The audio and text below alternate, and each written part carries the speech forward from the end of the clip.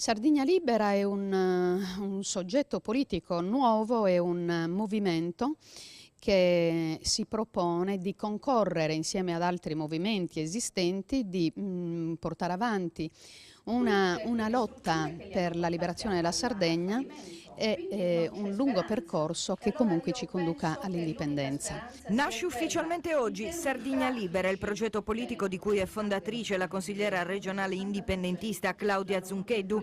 Sardegna Libera nasce in un momento di crisi mondiale in cui la Sardegna sta facendo le spese. Al battesimo del movimento politico in difesa dell'indipendenza della Sardegna e del territorio anche il giornalista Giulietto Chiesa.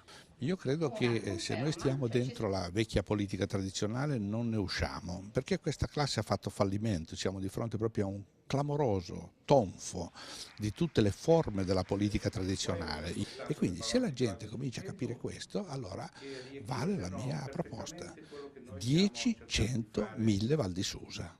Io ritengo che la Sardegna sia un punto emblematico di questa cosa. La Sardegna deve difendere il suo territorio contro questa aggressione e lo deve fare sbandierando, senza dimenticare un solo minuto, che è il popolo sardo che rappresenta la legge qui.